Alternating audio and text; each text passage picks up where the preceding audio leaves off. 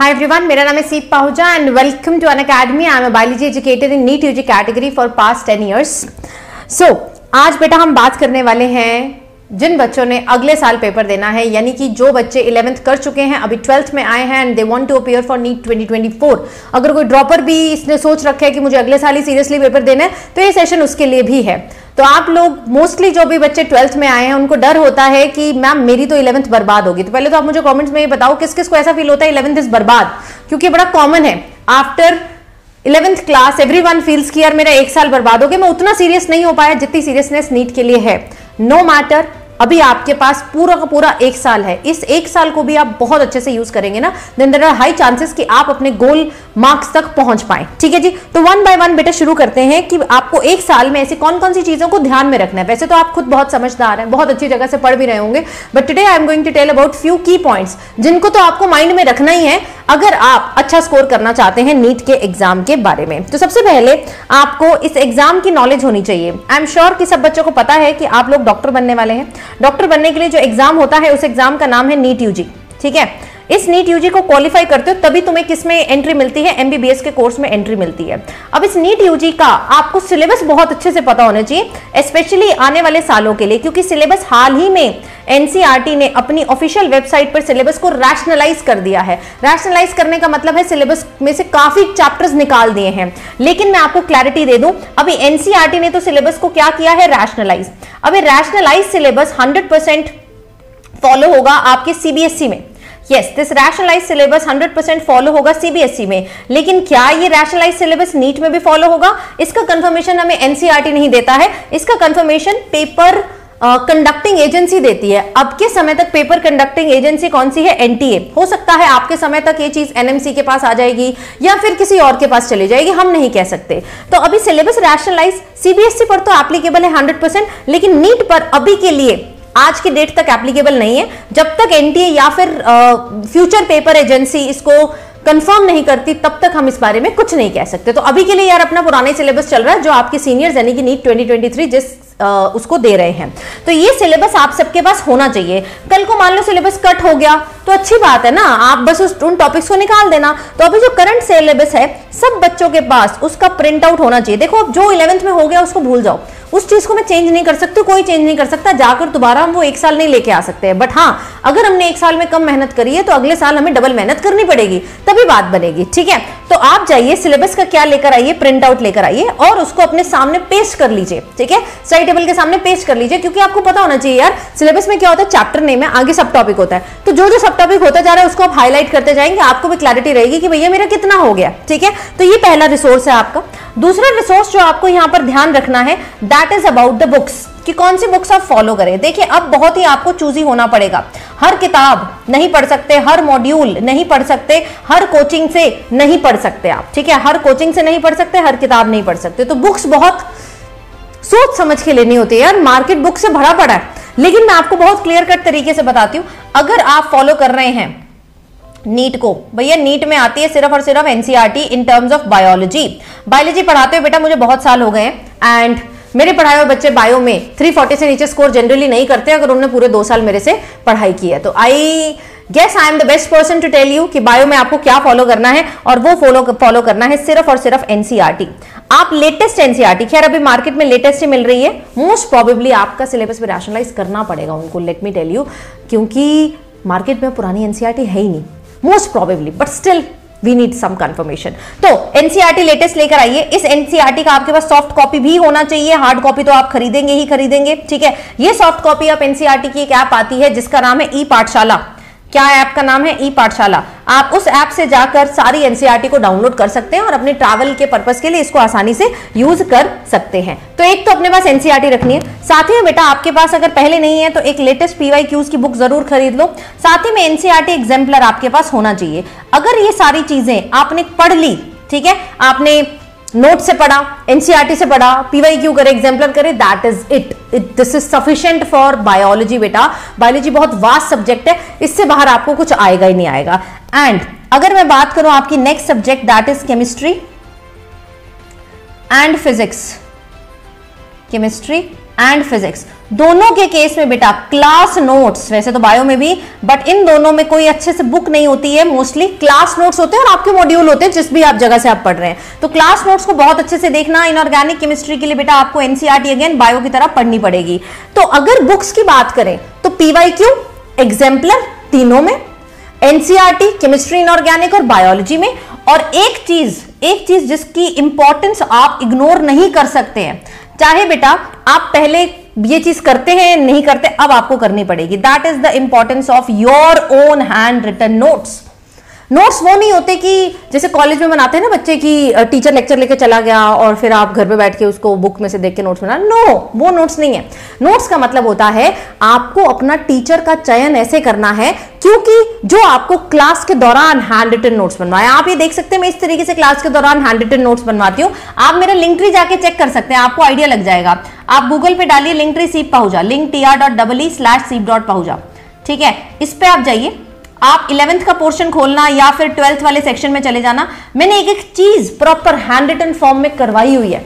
तो उस तरीके का टीचर आपको, टीचर्स आर लेजेंडरी एवरीवेयर, हर जगह बेटा दे आर ऑसम, आप किसी को भी चूज करिए, लेकिन जहां पर हैंड रिटन नोट्स बनते हो, क्योंकि एक साल बाद जब पेपर होगा ना तो आप इन्हीं नोट्स से रिवाइज करेंगे, तब आपको किसी और टॉपर ऑपर के नोट्स नहीं चाहिए, आप खुद टॉपर हैं। यू नेवर नो, अगर आप मेहनत करके you can become a topper. तो अपने ऊपर भरोसा रखो, अपने नोट्स के ऊपर भरोसा रखो, अपने टीचर के ऊपर भरोसा रखो। तो नोट मेकिंग आपको तीनों सब्जेक्ट में रखनी है। प्रॉपर कॉपीज लगाइए चारों सब्जेक्ट की, बॉटनी, जूलॉजी, फिजिक्स, केमिस्ट्री, और उनमें डे 1 से अपने खुद के क्लास के दौरान नोट्स बनाने शुरू करो, ताकि तुम इन्हीं नोट्स को बारी बारी क्या कर पाओ, रिवाइज कर पाओ, ठीक है। तो इस तरीके से आपको अपना क्लास चूज करना है, इस तरीके से आपको अपना टीचर चूज करना है जो आपको हैंड रिटन नोट्स बनवाता हो और जिससे आपकी फ्रीक्वेंसी जो है वो अच्छे से मैच होती हो। अब इस समय बच्चों को बहुत डाउट रहता है कि मैम मुझे समझ नहीं आ रहा कि मैं ऑनलाइन कोचिंग लूं या फिर बेटा ऑफलाइन कोचिंग लूं। देखिए, दोनों के अपने प्रोज एंड कॉन्स है। टीचर दोनों जगह बहुत अच्छे हैं, टीचरों में कोई कमी नहीं है। उसी एक क्लास से टॉपर भी निकलता है, उसी एक क्लास से एक ऐसा बच्चा भी होता है जिसका सिलेक्शन नहीं होता। सो इट इज नॉट कि वहां टीचर अच्छा यहाँ टीचर, नो। टीचर के मामले में देखिए तो दोनों चीजें सेम है। ऑनलाइन में अगर मैं आपको बताऊं, इसमें बेटा आप अपने घर के कंफर्ट में पढ़ाई कर सकते हैं, आपको कहीं जाने की जरूरत नहीं है, ठीक है। आपके पास अपने घर का कंफर्ट है, आपके पास अपने घर का होम कुक्ड फूड है, आपके पास रहने की जगह है। ये थोड़ा सा कॉस्ट इफेक्टिव भी है, पैसा कम देना पड़ता है इसमें, क्योंकि अगर आप ऑफलाइन जाएंगे एक तो उस कोर्स की फीस ज्यादा होती है और साथ में आपको हॉस्टल का फीस भरना पड़ेगा। देखिए, अब वो जमाना गया जिसमें लोग कोटा जाते थे, दिल्ली जाते थे कि वहाँ बढ़िया कोचिंग इंस्टीट्यूट है, वहाँ से पढ़ेंगे। अब जितने टीचर कोटा दिल्ली में पढ़ाते थे बेटा, वही टीचर ऑनलाइन पढ़ाते हैं। I used to teach in Delhi, very big branch of a leading coaching institute, 5 साल तक पढ़ाया। तो वहां बच्चे आते थे, हॉस्टल के लिए पैसा देते थे, वहां भी लाखों रुपए देते थे। लेकिन अब वही टीचर आपको ऑनलाइन में या तो फ्री ऑफ कॉस्ट या फिर बहुत ही नॉमिनल कॉस्ट में पढ़ा रहा है। तो क्वालिटी कहीं भी कॉम्प्रोमाइज नहीं होती है, ये आपकी पर्सनल चॉइस है। अगर तो बेटा आप इतने सिंसियर हैं, इसमें सिंसियरिटी लगती है बेटा, क्योंकि इसमें टीचर आके रोकता नहीं है कुछ, आपको खुद से सिंसियर होना पड़ेगा। अगर आप इतने सिंसियर हैं कि यार मैं खुद से पढ़ सकता हूं, मैं हार्डवर्क कर सकता हूं, मैं टीचर को अच्छे से फॉलो कर सकता हूं, तो आपको ऑनलाइन ही करना चाहिए। बहुत टाइम सेविंग है बेटा। ऑफलाइन में बच्चे एक तो हॉस्टल का खर्चा करते हैं, या फिर घर में भी रह रहे हैं तो घर से कोचिंग आना, अगेन ऑटो करना, टाइम लगता है, आधा घंटा बस में लगता है, फिर वापस जाना। तो ये टू एंड फ्रो एवरीडे होता है। डाउट क्लास के लिए इंतजार करना, पेपर के लिए इंतजार करना, no need to do this. आप ये सारी चीजें ऑनलाइन कर सकते हैं। लेकिन अगर आप कोई ऐसे स्टूडेंट है कि नहीं मुझे तो भैया सामने से ही पढ़ना है, मेरे को ऐसे फील नहीं आती, तो it's your choice, it's your personal choice. आप ऑफलाइन भी कर सकते हैं, आप मेरे से भी ऑनलाइन भी पढ़ सकते हैं और आप ऑफलाइन भी पढ़ सकते हैं, आप अपने फेवरेट टीचर से। मैंने ना नीचे एक लिंक दिया हुआ है, पिन किया हुआ डिस्क्रिप्शन बॉक्स में भी और कमेंट में भी। अगर आप ऑफलाइन किसी सेंटर में मेरे से पढ़ना चाहते हैं, मेरी गाइडेंस चाहते हैं, तो आप यार उस फॉर्म को जरूर भरना और मुझे बताना आप किस जगह पर हो। I will surely plan a visit over there. Okay, तो अपने अपने फायदे नुकसान है, but time saving, cost saving, parents का भी पैसा बचेगा, पेरेंट्स के साथ भी रह लोगे, उसमें बेटा ऑनलाइन है। बाकी अगर आपके शहर में ही है, कोई बहुत नजदीक है, आपको ज्यादा फिजिबल लगता है, तो आप ऑफलाइन जाइए। देखिए, मैटर ये नहीं करता कि इंस्टीट्यूट क्या है, मैटर ये करता है कि आप उससे कैसे बेनिफिट लेते हैं। ऑनलाइन से भी बेटा हमारे इंस्टीट्यूट से रैंक 43, रैंक 44, इनफैक्ट 47, बहुत सारे रैंक्स आए, ऑल इंडिया रैंक आए। तो रैंक कहीं से भी निकलता है, आपकी सिंसेरिटी होनी चाहिए। तो ये मेरा पर्सनल चॉइस है, राइट, पर्सनल चॉइस है। दूसरा चीज आती है कि यार मैम मेरी तो क्या होगी 11th बर्बाद होगी, तो अब मैं क्या करूं, अकेले 12th से तो होगा नहीं। बहुत सही बात है। देखिए बेटा, अभी तो आप 12th का सिलेबस शुरू करेंगे, किसी भी कोचिंग में जाएंगे, लेकिन मैं एक एडवाइस आपको दूंगी कि साथ साथ आपको 11th का रिविजन जरूर करना चाहिए, ठीक है। आप एक्स्ट्रा अपने टाइम टेबल में 1.5 आवर डेली निकालें और उसमें 11th का रिवीजन करें। बायो के रिवीजन के लिए again follow my link tree, 11th का लिंक ट्री फॉलो करो और बस उसको देख लो, उसके नोट्स बना लो।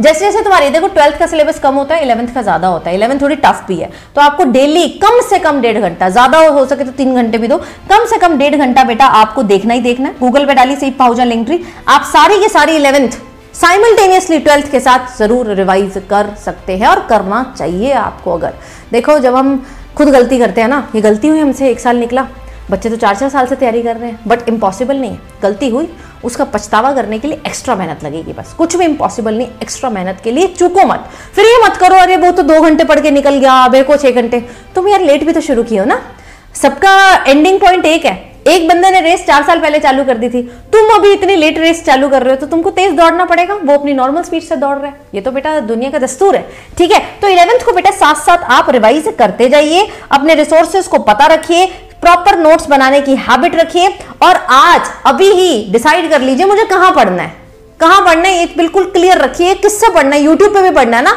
वहां से भी कर सकते हो। किससे पढ़ना है, उस टीचर को बिल्कुल बुकमार्क करके रखो, उसको फॉलो करके रखो एंड उसी टीचर्स के लेक्चर आप देखिए। टीचर सब अच्छे हैं, आपकी फ्रीक्वेंसी जिससे मैच होती है आप उसको चूज करके आराम से पढ़ सकते हैं, ठीक है।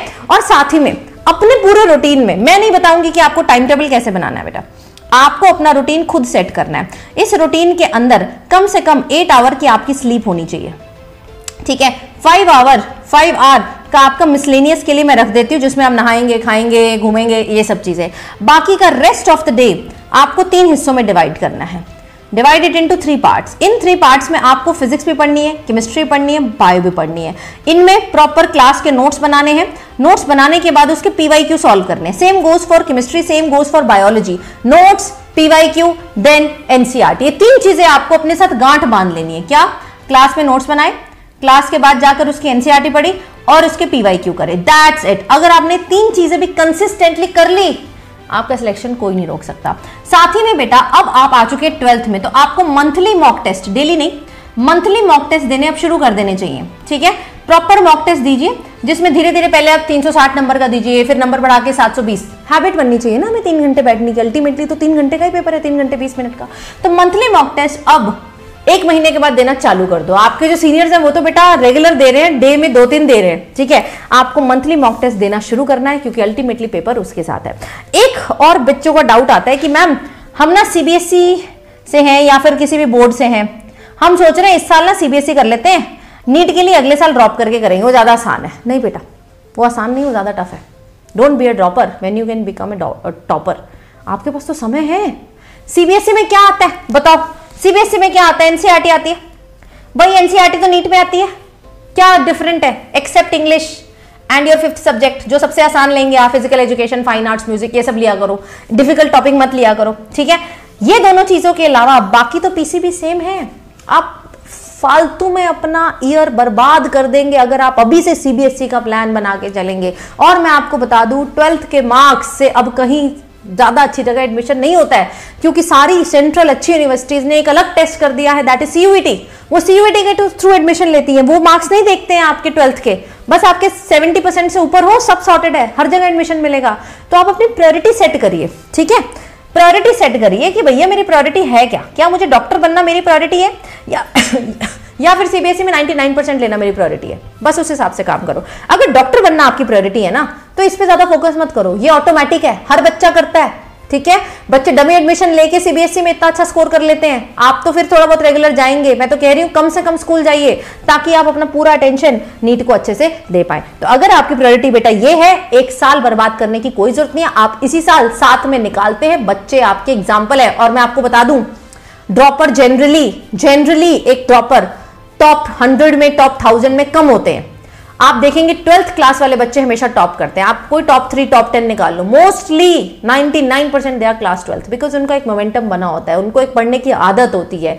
ये सब चीजें तो बेटा बोर्ड साथ में चलता रहता है, ये ऑटोमेटिकली हो जाता है। जब आप नीट की कोचिंग ले रहे हो ना, वो बोर्ड के लिए भी एप्लीकेबल है, कोई अलग से ट्यूशन कोई कोचिंग किसी की जरूरत नहीं पड़ेगी। तो अगर आप किसी भी बैच में एनरोल हो, मेक श्योर अगर आपका ड्रीम डॉक्टर बनना है तो नीट वाला बैच हो। सीबीएसई की आपको कोई जरूरत नहीं है, इंग्लिश थोड़ा बहुत आप खुद कर लेते हैं और बाद में इतना आप स्कूल से मैनेज कर सकते हैं।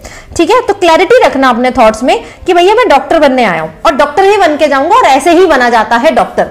ठीक है, मेहनत लगती है, एफर्ट लगता है, but it is not impossible. तो आज से अपना प्लान बिल्कुल डिसाइड कर लो, मुझे यहां पढ़ना है, इससे पढ़ना है, अपना टाइम टेबल सेट कर लो। और इस पूरे टाइम टेबल में आपके पास कुछ समय रिवीजन का भी होना चाहिए। बिना रिवीजन के तो बेटा आज तक किसी का सिलेक्शन नहीं हुआ, कितने बड़े तोप हो तुम। ठीक है, रिवीजन करो, जितना हफ्ते में पढ़ा दिया संडे को रिवाइज करो, जितना 20 डेज में पढ़ा दिया उसको नेक्स्ट संडे करो, और जितना 1.5 महीने में पढ़ा दिया उसको मॉक टेस्ट दीजिए। रिवीजन रिवीजन रिवीजन, जैसे मैंने आपको बताया ना 11th बर्बाद है तो 11th को रिवाइज करो, साथ साथ में 12th भी रिवाइज करो। Only one key can take you to your dreams and that is the power of repetition. बच्चों को लगता है ये तो पढ़ा हुआ है, अभी तो पढ़ा था, क्वेश्चन देने बैठोगे तो लगेगा सब भूल गया। ठीक है, इसीलिए उसको दोबारा देखना, अपने नोट्स को दोबारा पढ़ना, अपनी एनसीईआरटी को दोबारा पढ़ना बहुत जरूरी है। ठीक है, साथ में बात करते हैं बेटा बेस्ट बुक्स की। तुम लोग अच्छा, बुक्स की मैंने बात कर ली है, यस बुक्स की तो बात हो गई है। तो बेस्ट बुक्स बेटा मैंने आपको बता दी है, ये रही आपके नोट्स ही आपकी बेस्ट बुक्स है और एनसीईआरटी आपकी बेस्ट बुक है। अब बेटा आप जब भी एनरोलमेंट लें किसी भी जगह पर एनरोलमेंट लिए तो एक चीज बेटा बहुत ध्यान से याद रखना कि ऐसी जगह एनरोल होइए जहां पर आपको प्रॉपर टीचर से फ्रीक्वेंसी मैच होती हो, उस टीचर से आप करेक्ट कर पाए, गाइडेंस मिले, मेंटोरशिप मिले, आपको टाइम टू टाइम काउंसलिंग मिले, आपको सारी प्रैक्टिस शीट, डीपीपी मतलब डेली प्रैक्टिस पेपर, आपको सारे क्या मिले, पीवाईक्यूज मिले। अब ये सारी चीजें मैं अपने आने वाले बैच में प्रोवाइड कर रही हूं, करती भी आ रही हूं हमेशा। आप किसी बच्चे से पूछ लीजिए, मेरे 2 बैच स्टार्ट हो रहे हैं। अगर आप 2024 को एम कर रहे हैं तो आपके लिए है बेटा मेरा विश्वास बैच, अगर आप 2025 को एम कर रहे हैं तो आपके लिए है बेटा मेरा आरंभ बैच। अनअकैडमी पे चलता है, उसकी ऐप पे आप मेरे डेमो लेक्चर्स के लिए मेरा लिंक ट्री देख सकते हैं, आपको सब समझ आ जाएगा कि मैम कैसा पढ़ाती हैं। प्लस में बेटा एक लेवल प्लस ही होता है, माइनस नहीं होता है। ठीक है, तो इन दोनों बैचेस में एनरोल करने के लिए अभी आपको सबसे सही समय मिल रहा है, because now 25% is going on. How much? 25% of is बेटा जी गोइंग ऑन। ठीक है, 2024 के लिए भी और 2025 के लिए भी। तो आप देख सकते हैं आपको कितना बढ़िया ऑफर मिल रहा है। इसमें आपको अगर आप लगाते हैं 25% ऑफ मिलेगा बाय अप्लाइंग द कोड सीप लाइव। ठीक है, सीप लाइव, सीप मेरा नाम है, लाइव लगा देना आगे। इस कोड को लगाने पे 25% ऑफ मिलता है। साथ ही में आपको ये सारी चीजें एक्सक्लूसिवली मेरी तरफ से मिलेंगी। ठीक है, सारा study material, handwritten notes तो मैं क्लास में कराती हूँ, counselling, mentorship, everyday DPP and PYQs की पूरी लिस्ट। ठीक है जी, तो लिंक मैं डलवा दे रही हूं डिस्क्रिप्शन में, आप लीजिए आइकॉनिक या प्लस सब्सक्रिप्शन। मैंने ऐसा क्यों बोला, क्योंकि बेटा जब आप प्लस या आइकॉनिक लेते हैं ना तो आपको दोनों उन सब्सक्रिप्शन में इस बैच के साथ साथ सारे बैचेस जितने अनअकैडमी पे वो दिखने लग जाते हैं। It is like the subscription of Netflix. Netflix पे आपने एक बार पैसा भरा, सारी मूवी देख सकते हो ना। ऐसा तो नहीं कि एक मूवी को रेंट करने का 50 रुपए अलग है, दूसरी मूवी के लिए 50 अलग है, नहीं, it is also the same. आप प्लस या आइकॉनिक का सब्सक्रिप्शन लें, ठीक है, मुझे बताएं, सीप लाइव कोड लगाएं, आप मेरे बैचेस के साथ साथ जितने भी अच्छे अनअकैडमी के टॉप टीचर्स हैं सबका बैच देख पाओगे, सबके लेक्चर्स को एक्सेस कर पाओगे। एंड अभी बेस्ट मौका चल रहा है लिमिटेड पीरियड के लिए, और इसमें आपको इस समय लेने पर 3 मंथ्स का एक्सटेंशन भी बिल्कुल फ्री ऑफ कॉस्ट है। मतलब 12 महीने का ले रहे हो तो 15 महीने का मिलेगा, 24 का ले रहे हो तो 3+ मिलेगा आपको। ठीक है जी, चलिए, तो आई होप आपको समझ आ गया होगा। YouTube पे भी बेटा इसके लेक्चर्स आएंगे, लेकिन 2023 एग्जाम के बाद आएंगे। तो इस चैनल को सब्सक्राइब जरूर कर लेना एंड बताइएगा आपकी 11th में आपको कितना % सिलेबस हो चुका है, कमेंट्स में जरूर बताइएगा। Thank you so much guys, take care.